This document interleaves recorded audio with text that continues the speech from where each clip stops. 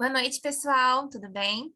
Eu me chamo Alicia Midani, estou aqui representando a Comissão da Advocacia Pública da UABDF e hoje nós vamos tratar sobre uma pauta muito importante, que é sobre a saúde mental, com um enfoque principalmente para os advogados públicos, com o tema Jornada Excessiva e Saúde Mental, um desafio no cotidiano do advogado público. E para isso, nós temos duas ilustres convidadas, a doutora Adalis Bruno, que ela é psicóloga clínica, ela é servidora também da Procuradoria-Geral do Distrito Federal, e lá ela faz os atendimentos, atua como psicóloga, e também na implantação do projeto de qualidade de vida dos procuradores. Nós também temos aqui a doutora Patrícia Rossato, ela é procuradora federal, inclusive está no cargo de diretora de Assuntos Institucionais da ANAF, que é a Associação Nacional dos Advogados Públicos Federais. Foi membro e representante do Conselho Superior da AGU e também realizou ativamente participações no projeto da ANAF para a pauta de estudo sobre jornada excessiva, tá? Sem mais delongas, eu gostaria de passar a palavra à doutora Patrícia para começarmos, então, a nossa palestra. Muito bem. Boa noite, doutora Alice. Boa noite, doutora Adalis. Muito obrigada pelo convite, para estar aqui. Parabéns à Comissão da Advocacia Pública do DF pela iniciativa. É um prazer estar aqui para tratar de um tema tão relevante para a advocacia, As questões relacionadas ao bem-estar mental hoje estão em evidência, Rompendo com aquela tendência comum de invisibilidade ou de algo que deve ser tratado exclusivamente na esfera privada do indivíduo, O problema é seu.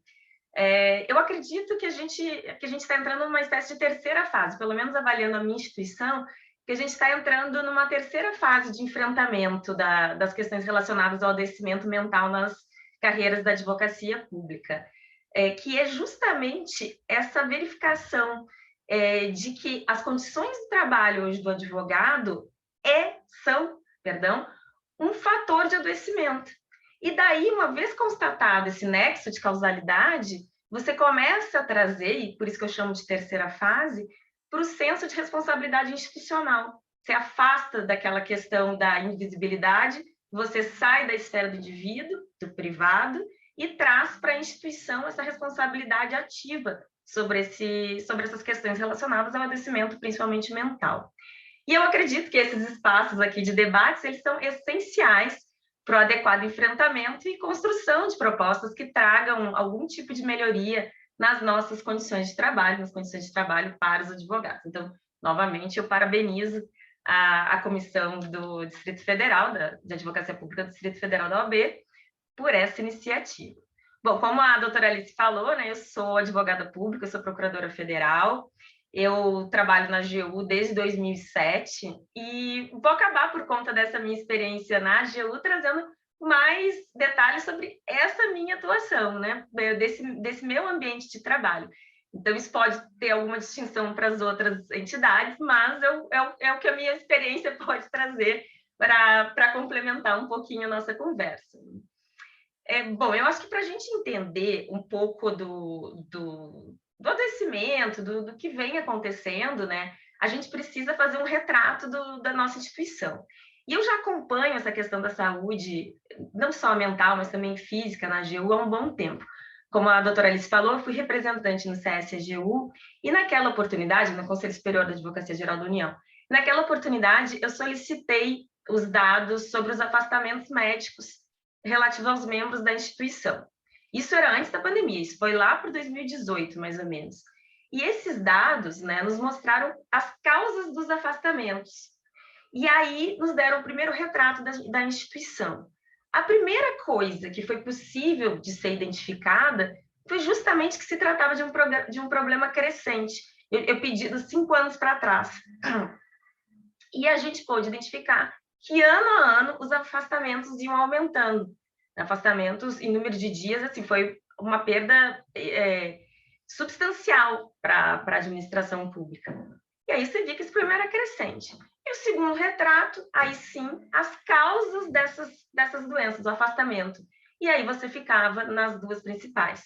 A doença mental, as doenças relacionadas à mente, à depressão, enfim, os distúrbios mentais, e as doenças relacionadas ao sistema osteomuscular, né, que são as tendinites, as leras, aquela patologia que é bem inerente a quem fica, né, o dia inteiro aqui no computador.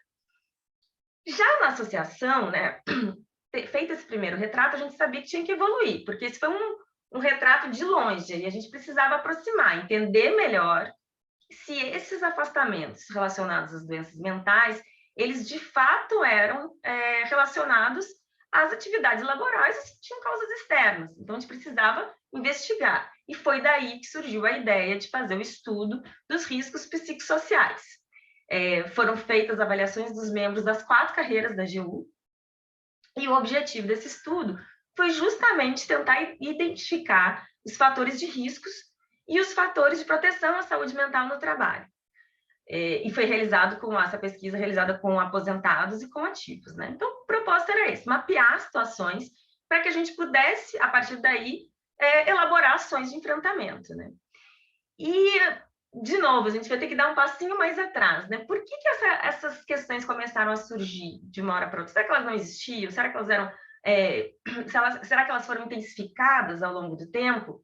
O que nos chamou a atenção?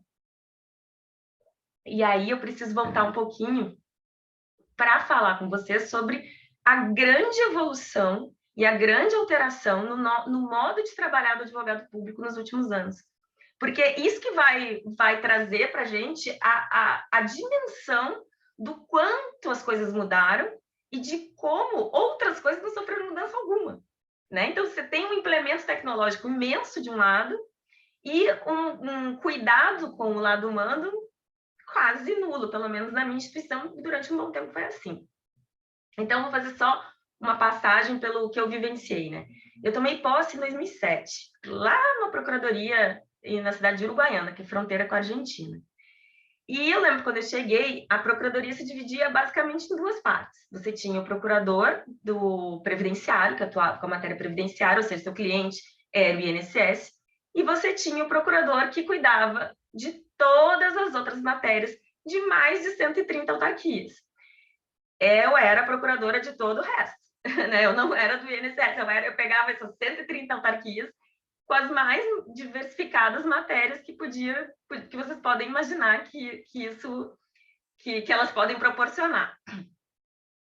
E claro, né, gente, esse tipo de divisão do trabalho, ele só existe, como eu brinco, na era do gelo, quando o processo era físico, né? Quando você também tinha uma diminuição desse volume de tramitação de ações, tem um número menor. Isso é impossível você pegar matérias novas todos os dias com uma grande quantidade, você não vai conseguir fazer, né? E eu acho que naquela época só o GEF era virtual, né? Os meus processos do resto do mundo eram todos físicos lá na 4ª região.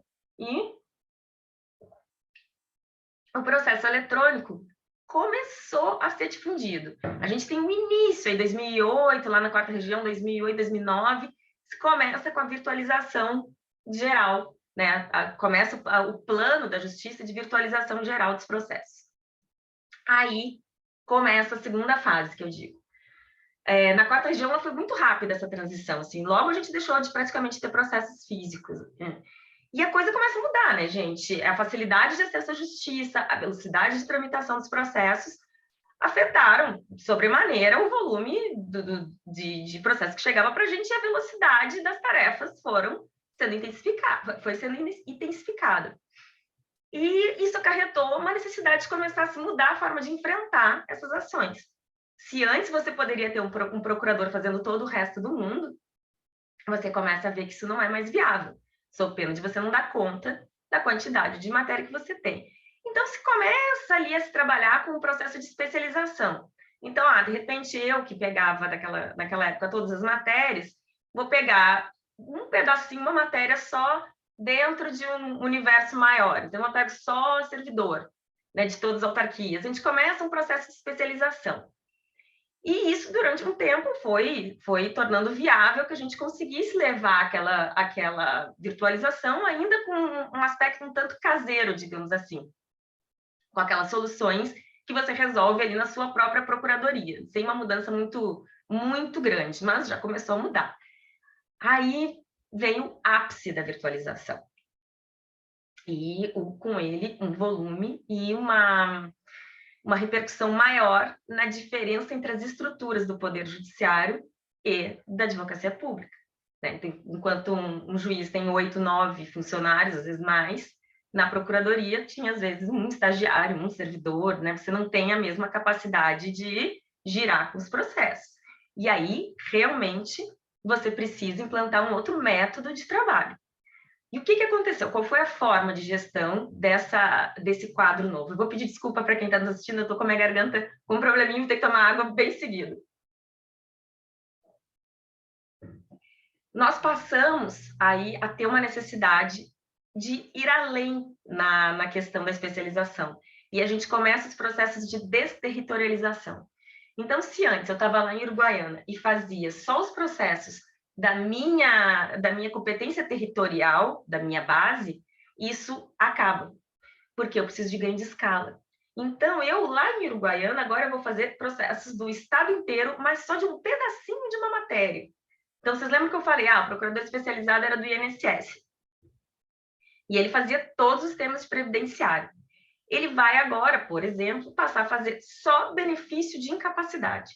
Só uma matériazinha dentro daquele universo, porém com uma base territorial muito maior.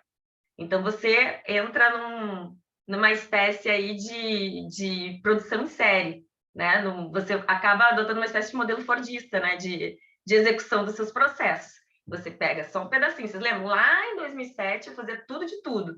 E agora eu posso fazer um pouquinho só, uma micromatéria, com uma quantidade absurda de processos. E isso permite, é a única forma que foi encontrada naquela época de aplacar o crescimento do volume de processos versus mão de obra estática. Bom, assim, esse modo de trabalho, ele só é viável, desterritorialização, ele só é viável se for amplamente virtual. Eu não tenho como fazer de forma racional a territorialização se eu tiver que transportar um processo do Paraná para o Rio Grande do Sul. Isso não funciona. Então, qual foi o outro impacto dessa nova forma de trabalho? Eu não tenho mais a necessidade de estar na procuradoria. Né? Eu posso começar a trabalhar de qualquer lugar, já que o meu sistema, nosso sistema se chama SAPES, me permite que eu logue, meu ambiente virtual está ali, e eu consigo trabalhar com esse processo onde quer que eu esteja. E aí a gente começou justamente a se dar conta do distanciamento entre as pessoas. Então, se muda o modo de trabalho, se muda a forma de estudo sobre os processos, digamos assim, que você afasta um pouco do processo criativo, você especializa e você propicia um afastamento dos colegas, porque você não precisa mais estar presente fisicamente na sua unidade, pelo menos não com a intensidade que você ia antes. Você via seus colegas segunda a segunda, você não vai mais ver, né? Você vai quando você precisar ir, efetivamente. E aí, quando a gente começou a se dar conta do distanciamento das pessoas e tudo mais, a gente começou a debater o que a gente vai fazer. A gente tem que voltar com a questão de encontros, né? Porque só as reuniões virtuais também não suprem, né? E a gente começou a trabalhar com isso, como vão ser os métodos para a gente manter as pessoas ainda com um sentimento empático, né? Para que você enxergue o seu outro colega. Pois antes de a gente começar a ter qualquer conclusão, veio a pandemia, né? E nos jogou a todos forçosamente nesse ambiente de trabalho virtual, acirrando assim, né, a questão do distanciamento, da falta de contato e da questão da empatia. Então, sim, a gente foi jogado nesse ambiente sem ter as respostas para tudo aquilo que já estava vindo. Na verdade, a pandemia acelerou o que viria mais na frente, mas, de toda sorte, foi isso que a gente viu. E aí a gente pensa, essas mudanças na forma de trabalho impactaram na saúde dos advogados públicos? Essa mudança de ritmo de trabalho, de divisão de trabalho, de execução de trabalho? Bom, a nossa pesquisa de riscos psicossociais acabou demonstrando que sim, que evidenciou. Porque eu lembro, gente, assim, por mais que seja meio arcaico, né, quando a gente fala da Era do Gelo, eu gostava do meu trabalho ser diferente. Eu gostava de pegar as coisas diferentes, assim. Claro que às vezes você ficava preocupada de não conseguir fazer muito bem uma matéria nova, mas assim, eu tinha uma sensação boa com aquele tipo de trabalho artesanal. E isso que foi sendo eliminado com o tempo para que eu pudesse produzir mais, né, para que eu pudesse fazer mais processos. Mas aí, voltando, né, para a questão da nossa pesquisa, né, então, tendo isso em mente, que você hoje está num sistema muito mais fordista de atuação do que artesanal, né, a gente tem que falar aqui dos relatos que surgiram, né, nessas nossas entrevistas, desse nosso estudo. E a gente conseguiu, assim, verificar que essa compreensão da sobrecarga mental não é um efeito somente da quantidade de processos, mas também da forma da organização e da gestão do trabalho, né? E algumas frases, assim, a gente identifica um pouco do sofrimento, da agonia. Eu selecionei elas aqui, porque eu não queria perder a fidelidade delas ficando com elas de cabeça. Então, alguns colegas, né, relataram assim durante as entrevistas. É uma tarefa impossível de se cumprir. Não tem fim. O volume é insano. Minha equipe já está reduzida. Não adianta, não tem concurso. É preciso criar carreiras de apoio. Essa frase aqui também é muito boa. Se eu faltar, outra pessoa será prejudicada, quer dizer, eu não posso ficar doente, né? Faltam recursos humanos. Aí um outro aqui, ó. No começo eu ficava feliz quando eu conseguia dar conta de tudo no prazo. Depois via que no próximo dia chegaria mais, e mais, e mais. É de segunda a segunda. Quando termina, já tem mais. E aí, por fim, penso no trabalho o tempo todo, mesmo não estando nele. Quando eu paro para qualquer coisa, eu já penso que nesse tempo eu poderia ter feito mais um processo. Então, assim, acho que a doutora Alice leu todo o estudo, né? Existem partes muito mais pesadas, né, do que essa. Essa aqui é o sofrimento mais genérico, mais comum, digamos assim, que a gente encontrou no estudo.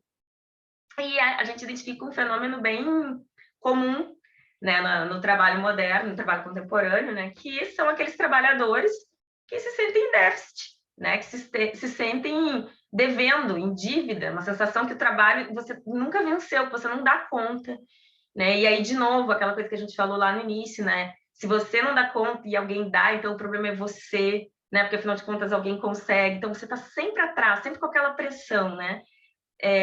Aí ainda vem aquela cultura da positividade excessiva, né? Que basta que você se organize, basta que você encontre um método de concentração que você vai conseguir resolver, cabe a você, né? E aí você vê que toda essa carga emocional, de todas as mudanças, que não foram poucas que eu relatei, elas recaem sobre o trabalhador, sobre o advogado, que está ali isolado, né? Relembrando, a gente, a maioria não precisa mais ir na procuradoria, outros a gente vai para o tempo de pandemia, onde todo mundo ficou em casa.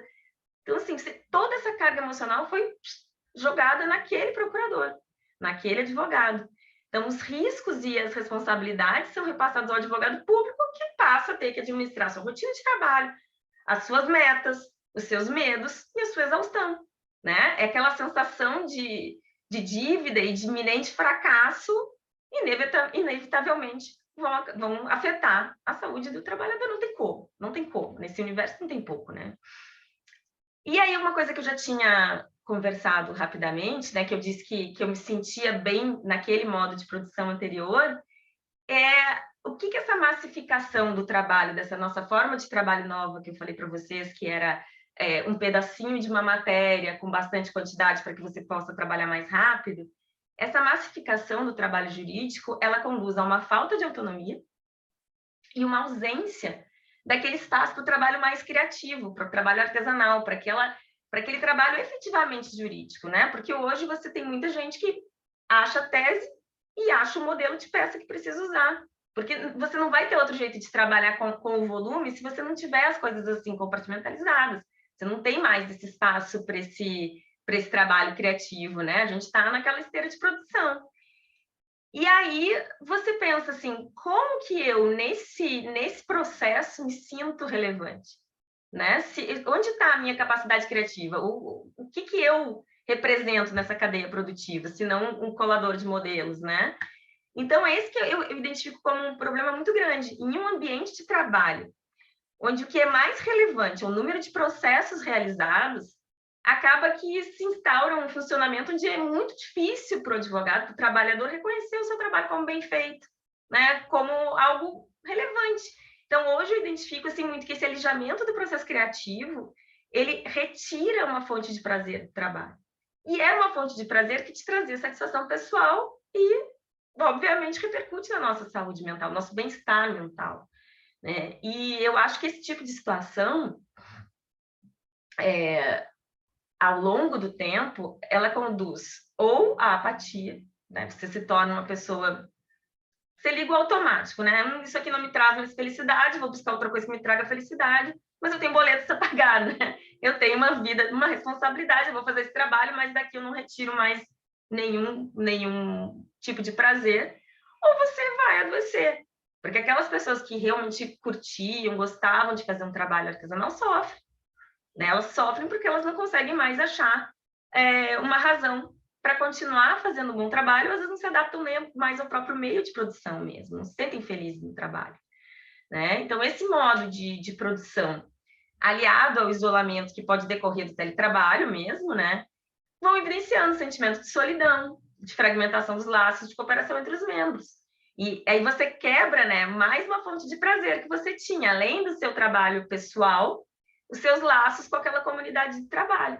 Então você vai cada vez mais ficando isolado, se retraindo, né? Isso de uma forma ou de outra isso acaba batendo, né? Cedo ou tarde a gente acaba sentindo os danos, né, do isolamento, né? Acho que foi ontem que saiu um estudo, né, dizendo que não tem nada que traga mais condições adequadas de saúde que boas amizades, né? De você ter um vínculo com o próximo. E, de repente, você está vendo que você não tem mais nenhum vínculo com o próximo e nem aquele prazer individualizado na sua conquista de fazer alguma coisa e achar que foi bem feito, né? Eu acho que a gente, todos que estamos aqui, né, a gente compreende o valor do trabalho, né? O trabalho para a gente, para o ser humano, né, faz parte da sua personalidade, da sua dignidade. É onde você encontra no espaço público um espaço para o debate, para a discussão, para o reconhecimento. E então, assim, qualquer coisa que balance demais essa esfera da vida, ela não pode ser minimizada, né? Ela não pode simplesmente passar, resolve-se você, né? É uma coisa que realmente ela transcende o indivíduo e constrói a personalidade do indivíduo, né? Então, assim, o que eu posso dizer?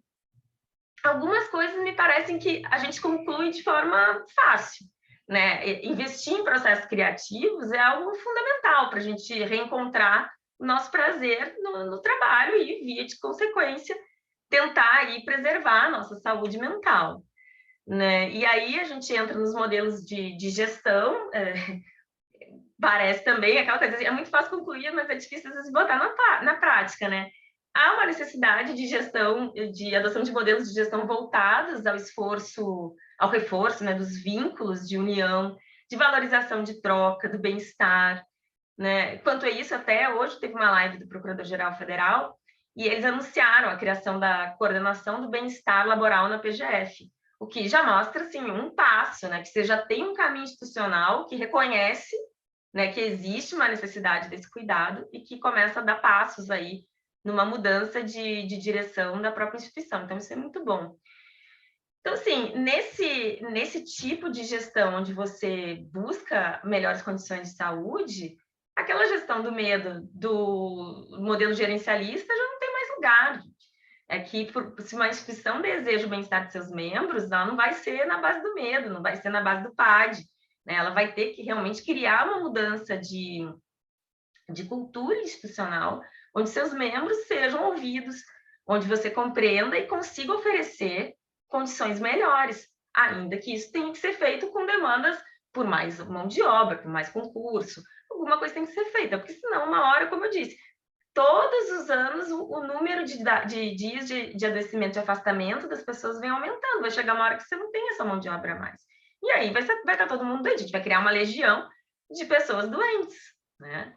E a gente tem que ter muito em vista que a doença mental, ela carrega ainda um estigma muito grande no país, né? Aquela questão da culpa individual, que eu falei lá, do fracasso. E muitas vezes, a forma da gestão lidar com ela é não lidando, né? É a invisibilidade. Pô, se eu não fiz um mapeamento, né? Só isso para vocês, se não tivesse aquele retrato, eu não teria feito mapeamento, se eu não tenho mapeamento, se eu não tenho nada, eu não tenho doença a tratar, não tenho que fazer nada, não tenho dívida com o meu procurador, com o meu advogado. Então, assim, as patologias da solidão, né, do silêncio, a banalização do sofrimento, ela não pode ser recebida na nossa instituição ou acolhida mais. Isso não tem mais não tem mais cabimento no momento que o nexo já ficou comprovado, que você tem toda essa mudança estrutural e você tem um aumento de adoecimento. Via de regra, eu tenho visto assim que nesses últimos anos, somente quando a gente tem alguma consequência muito grave, é que os colegas, sabe, param e dizem assim, não, tem alguma coisa errada. Precisamos falar sobre saúde mental. Então, suicídio a gente já teve na carreira, relacionados a questões funcionais, né? E aí o pessoal choca, para, discute, precisamos melhorar, precisamos ser mais empáticos, eu preciso conhecer meu colega. Então, logo passa o tempo, como não havia, eu espero que agora tenha mudado com essa coordenação, né? Mas como não havia nenhuma mudança institucional real, você volta para o seu mundinho, para os seus processos, para a sua esteira de produção, né? Então, eu creio que essa terceira fase, que eu chamo de terceira fase pela minha experiência, né? Eu acho que agora a gente chegou num ponto de virada, né? Que as instituições começam a não poder mais se esquivar, né? Começam a compreender que são necessárias adoções de posturas proativas de responsabilidade pelo cuidado com seus membros, né? Porque a gente não está mais falando de um prejuízo individual, as pessoas, nós estamos tão no limite que é aquela frase lá de cima do colega, se eu faltar, outra pessoa é prejudicada, né? Então, se você já chegou nesse ponto, as instituições não conseguem mais fechar os olhos, não devem mais conseguir fechar, eu espero, né? Que de fato adotem políticas institucionais para uma mudança, né? E eu acho que o nosso desafio é esse, tentar construir junto com as instituições uma forma de resgatar o valor positivo e prazeroso do trabalho dentro desse cenário de política de judicialização que a gente vive no país. Nós somos um país de elevada judicialização de demandas, né? Então, a gente não vai provavelmente conseguir parar com os processos, mas nós temos que conseguir construir alguma forma de que nós não sejamos soterrados por esses processos, trazendo assim para as nossas instituições essa necessidade de posturas que traduzam mudanças institucionais duradouras e compatíveis com a nossa saúde mental. Enfim, era isso que eu tinha para colocar. Eu agradeço novamente pelo convite e espero ter contribuído de alguma forma aí com esse panorama da minha instituição. Eu agradeço muito, doutora Patrícia. É muito importante porque, às vezes, uma pessoa, no contexto onde ela está inserida, ela não tem a percepção do macro. Ela não tem, de forma concreta, esse cenário que você pôde trazer para a gente e também que foi elucidado pela pesquisa produzida, né, pela NAF. E eu lembro, teve uma frase que eu fiquei bem, assim, marcou muito para mim quando eu li, que foi sobre esse esquema fordista, esse modelo fordista de produção, que a pessoa falava assim, eu me sinto como Charlie Chaplin em tempos modernos. Então, assim, é aquela cena dele rosqueando o tempo todo e quando ele sai daquilo, ele continua rosqueando. E é isso o que a gente acaba fazendo. A gente está sofrendo, nós estamos se desgastando no ambiente de trabalho, e isso vai até o nosso ciclo pessoal. Isso se estende aos nossos amigos, à nossa família, desde o casamento até os nossos filhos. Então, a repercussão que isso tem na nossa vida é imensa. E não dá mais para ficar subestimando, diminuindo esses casos. Inclusive, eu elogio bastante a postura da associação em acolher essa pauta, de tentar enfrentar esse desafio e de tentar buscar soluções. E é isso que a gente mais precisa agora. Além de disseminar informações, buscar meios de conciliar a produtividade com a qualidade de vida. Eu estava até comentando agora há pouco com a doutora Adelis que, assim, é quase que uma sabotagem que acontece, Porque se eu não cuido do meu advogado, do meu procurador, ele vai adoecer, ele não vai mais conseguir produzir e ele vai sobrecarregar outras pessoas da equipe que também vão adoecer. Então, é um ciclo, que na verdade não é nem um ciclo, é um gráfico exponencial que a gente está vivendo.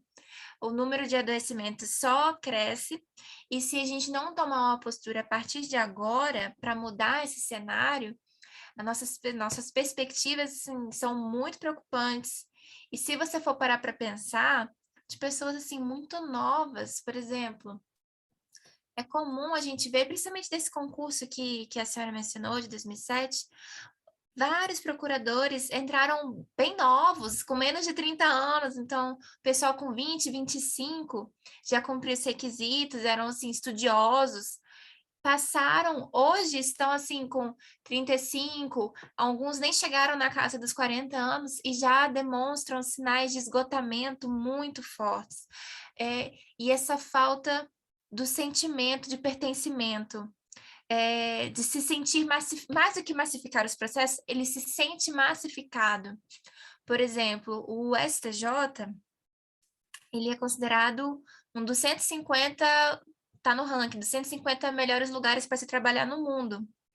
E eu tive uma experiência muito positiva lá no gabinete, eu trabalhei no gabinete do Dr.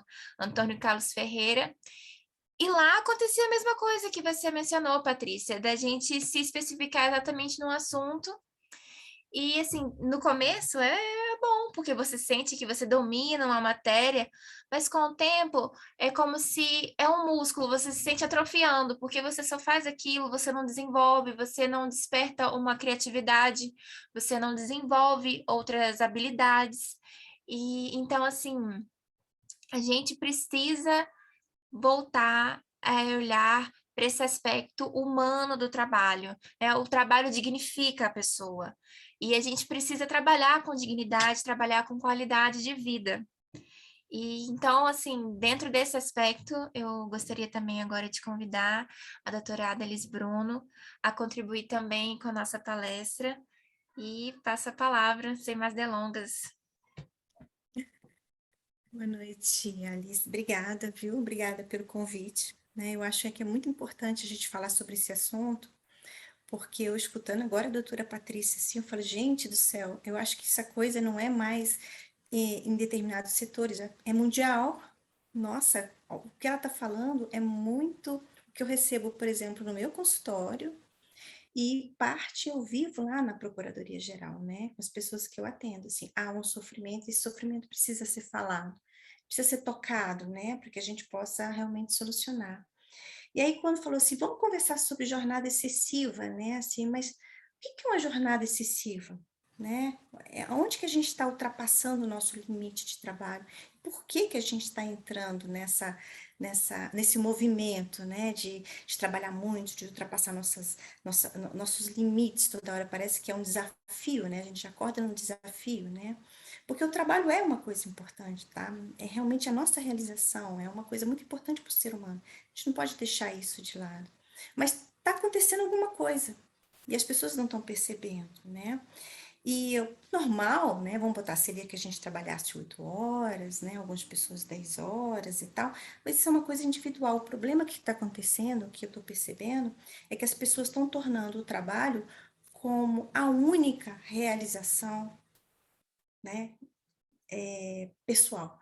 Não existe mais nada na vida dessa pessoa. Então, o trabalho se torna o centro.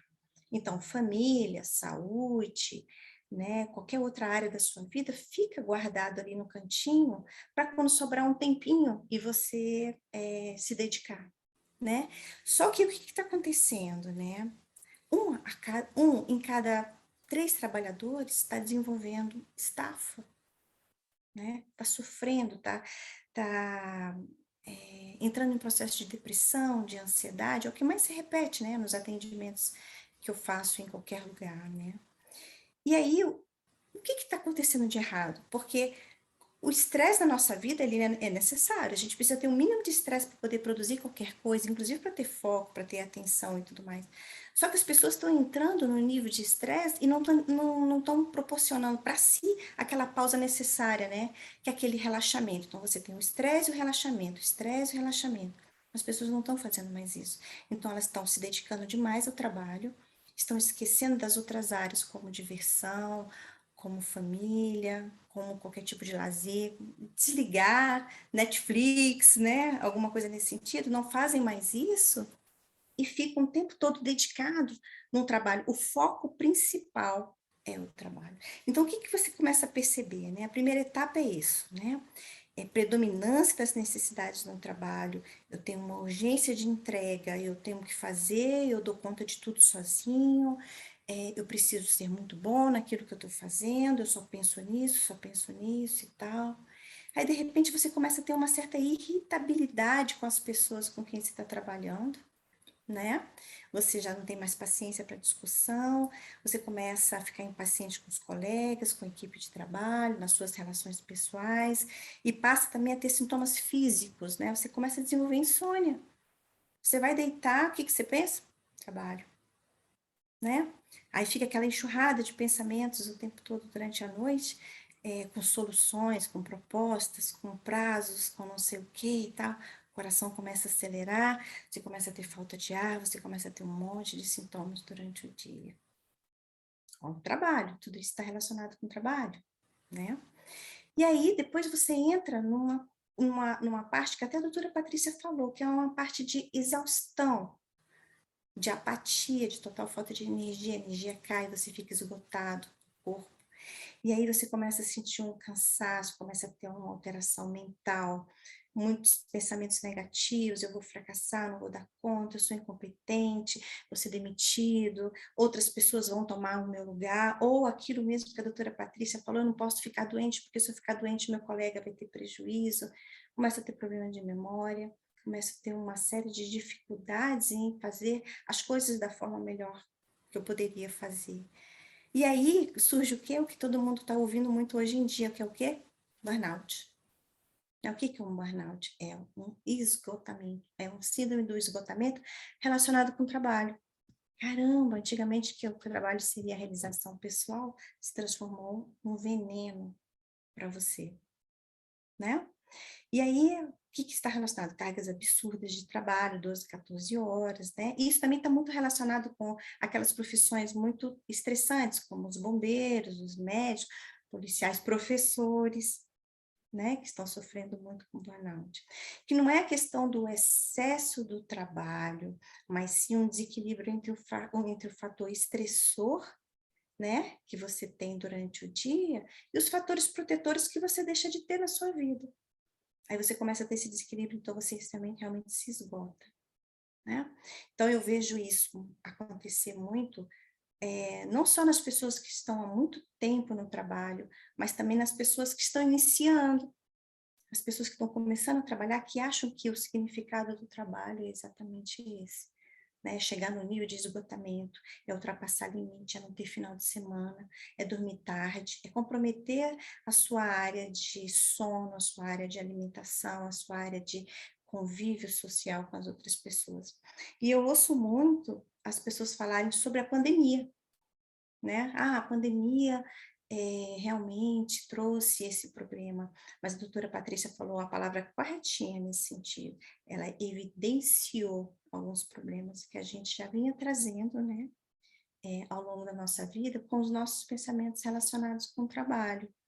E muito mais do que da forma como a gente pensa sobre isso, também tem a questão de gestão, que também foi outra coisa que ela comentou. Os nossos gestores precisam ser trabalhados nesse sentido, saber cobrar. Então, o que que nós temos hoje, né? Nós podemos trabalhar em casa, bacana, né? Trabalhar em casa, ter o teletrabalho e tudo mais, mas a exigência aumentou, né? Você tem que aumentar tantos por cento na sua produção, você tem nos seus resultados, né? E você é cobrado por isso. Estou sendo punida por estar em casa, por ter tempo para poder fazer melhor. Acho que há uma confusão nesses conceitos hoje em dia em relação ao teletrabalho. Mas e aí? E o que que a gente faz, né? Há esperança? né? Há esperança, né? São aquelas coisas que a gente costuma falar, né, para as pessoas, eu costumo falar para as pessoas que eu atendo, e as pessoas falam, ai, meu Deus do céu, ela vem ela com esse papo de novo, né? Vamos descansar, né? Vamos ter prazer durante o dia, vamos procurar as nossas atividades, resgatar os nossos prazeres, as nossas relações, né? A nossa família, os nossos filhos. Por favor, vamos ter sono de qualidade, vamos colocar o horário de dormir, o horário de acordar. Por que que eu vou passar a noite toda trabalhando? Por que que eu vou estar produzindo? Para quem que vou estar fazendo isso, né? Então, vamos nos alimentar bem, que é outra coisa que as pessoas quando estão com burnout, com cargas excessivas, deixam de lado. Ou comem muito, ou não comem nada. Não é assim? Melhor não comer nada para comer depois. E boas relações sociais, que a doutora Patrícia também falou, amizade, a gente não pode deixar de lado. Nós voltamos a nos encontrar, né? Então, vamos investir nesse lado da nossa vida, né? E outra coisa que muita gente pode achar assim, ah, meu Deus do céu, esse papo furado. Relaxamento mental. Precisa-se aprender a meditar. Precisa-se ter aquele tempo do tapa do sossego, sabe? Quando você chega em casa, em vez de você correr pro jantar ou para a televisão e tal, você dá aquela parada e fala assim, pá, peraí, deixa tudo assentar, né? Para depois eu fazer o que tem que fazer. E realmente é preocupante o que está acontecendo com todos nós, né? Quando a gente fala assim dos atendimentos, mas também nós fazemos isso, né? Eu comecei a conversar com você, não foi, Alice? Sobre até um momento como esse, ainda é um momento estressante, né? Um momento preocupante, um momento em que a gente está sob muita tensão, mas a gente precisa redefinir e ressignificar o trabalho para a gente. O trabalho, ele é uma realização, mas ele não é tudo na vida. E se isso está se tornando tudo na vida, alguma coisa está errada, né? De repente, se a gente fizer uma reflexão, cada uma fizer uma reflexão, a gente está caminhando para a exaustão mesmo, para essa coisa excessiva, né? E o que é que está acontecendo com a gente, né? Por isso que é importante buscar uma ajuda psiquiátrica quando a coisa realmente estiver extrapolando, né, a nossa vida. Buscar terapia, sim, vamos tirar um pouquinho essa ideia de que fazer terapia é porque você está fraco, né? Não é isso. É uma forma de você organizar as suas ideias, né? Discutir com uma outra pessoa que de repente pode te ajudar a caminhar junto nessa jornada. Não é nada para sempre, né? Não é um recibo que você está dando de que você é incompetente, né? Mas assim, que naquele momento você precisa de ajuda. Você vai para o dentista, não vai? Você não vai para o cardiologista? Por que você não vai para um terapeuta? Né? Então, esse conjunto, ele ajuda bastante na questão do trabalho. E eu fico muito feliz, por exemplo, de estar dentro da Procuradoria, tentando exercer esse papel, né, para os servidores, né, da Procuradoria, criando para eles o espaço onde eles chegam e podem falar assim, doutora, eu não estou aguentando hoje. Eu quero chorar, ou eu quero conversar. Eu quero dividir um momento que para mim está muito difícil. E eu fico muito feliz com isso. Muito feliz mesmo. Também fico muito feliz por esse convite de poder falar um pouquinho sobre como que é o lado psicológico da coisa, né? Muito obrigada, viu? Doutora Adlis, eu agradeço imensamente a sua presença e as colocações que você trouxe. Eu achei, assim, fantástico. Eu, inclusive, me sinto tocada, porque apesar de eu ser nova, assim, por exemplo, essa questão que você fala sobre alimentação, eu sinto muito isso. Hoje eu tenho 23 e quando eu estava com 19, eu ainda não tinha me formado, estava estagiando, repartição pública, que às vezes os estagiários fazem uma meta para cobrir a falta de servidores, então era bem pesado. E eu estava ao mesmo e eu assim, trabalhava comendo, não parava em nenhum momento, e eu estava me sentindo mal, mas eu fui deixando para lá, até que chegou num limite que eu não conseguia mais. Aí eu parei, fiz um check-up, e aí eu estava com problema na lombar, desvio de coluna, estava com refluxo e gastrite, com 19 anos. E eu falei, meu Deus, eu preciso mudar minha vida agora, porque se eu continuar levando esse estilo de vida, eu vou colapsar. E é assim que muitas pessoas se sentem, e a gente nega isso até, às vezes, o limite, sabe? E Existe um conceito ali, só te complementando um uhum, pouquinho, de que quanto mais estressado você está, parece que mais importante você é, né? Então, olha, a pessoa trabalha muito, vira usando muito, a camisa. né? Olha só, né? E dando a alma para o trabalho. Não, gente, não é bem assim, né? Precisa exatamente o que você falou, ter o equilíbrio, antes que o trabalho te mate, né? É porque se eu não estiver bem, o meu trabalho também não É vai bem.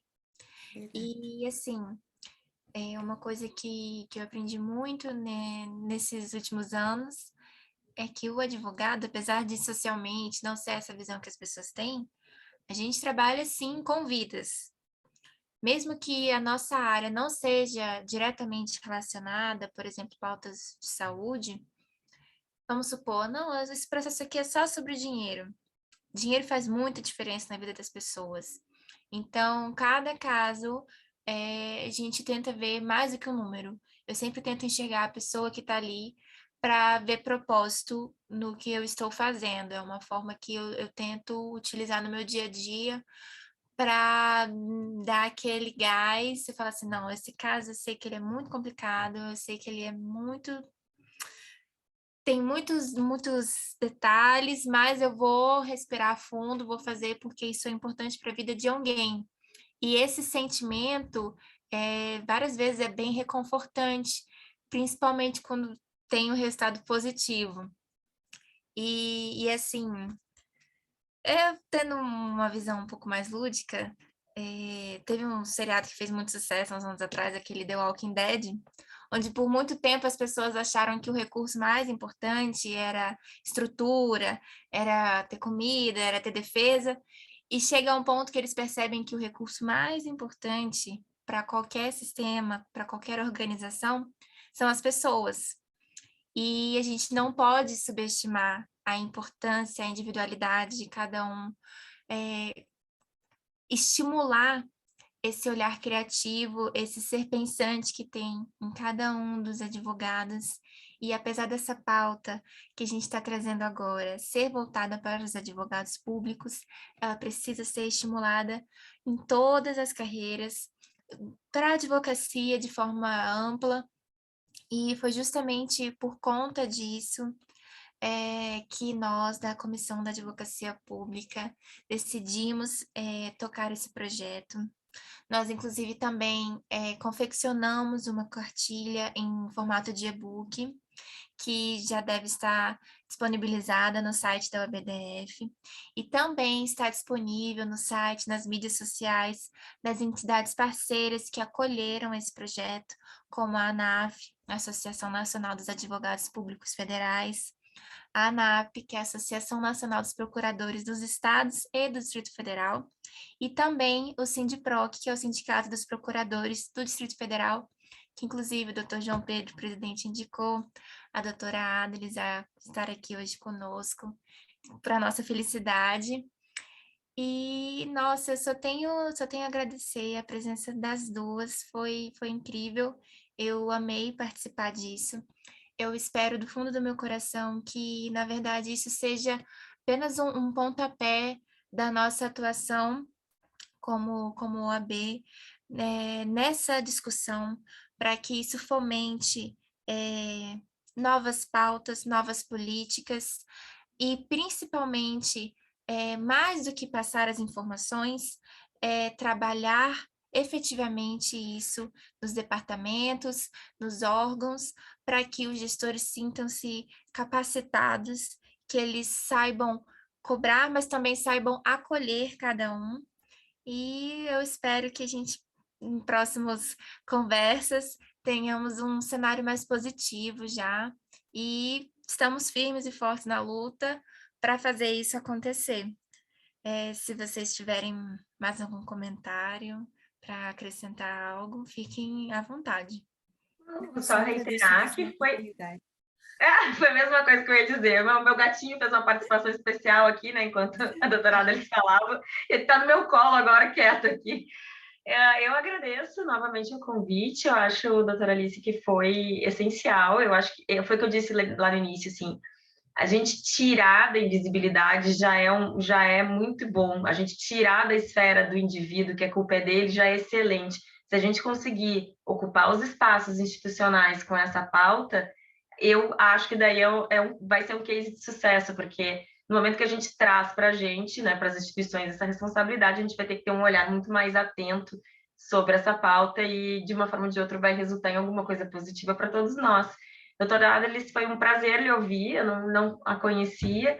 É sempre gostoso de ver assim, que há essa expectativa, há um carinho, há uma forma de tratar, de você enxergar uma situação que quem está muito imerso no problema tende a não ver que, assim, coisas básicas, né? Como respira, descansa um pouco, se alimenta melhor, caminha, né? Faz tudo isso e ainda cobre da sua instituição essas condições melhores para você. Você não precisa buscar isso tudo sozinho, né? Eu acho que essa é o objetivo que eu sempre tive, desde lá do CCGU e agora na associação, foi justamente isso. A minha instituição se vale da minha força de trabalho. Né? Então, eu tenho que ser valorizada como ser humano também. Se o problema decorre do meu trabalho, a responsabilidade também é institucional. Então, novamente, eu parabenizo. Acho que a cartilha vai ser um excelente pontapé para que as pessoas comecem a debater mais o assunto. Muito obrigada e parabéns de novo.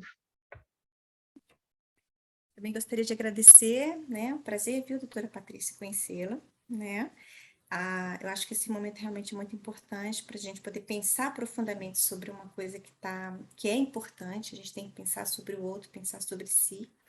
E realmente eu me sinto muito feliz de saber que as pessoas estão começando a falar sobre isso, que a gente está começando a plantar, né, uma ideia, e a gente precisa agora cultivá-la e para poder ter um resultado, para cuidar das pessoas realmente que elas estão adoecendo. A gente não pode deixar as pessoas morrerem, né? Morrerem emocionalmente, morrerem fisicamente, né? Por conta de algo que muitas vezes basta um apoio, uma fala, um acolhimento, né? Um respeito, né? Por quem está trabalhando, por quem está produzindo. E agradeço de novo, viu, pela oportunidade e espero que a gente possa se encontrar novamente para poder conversar.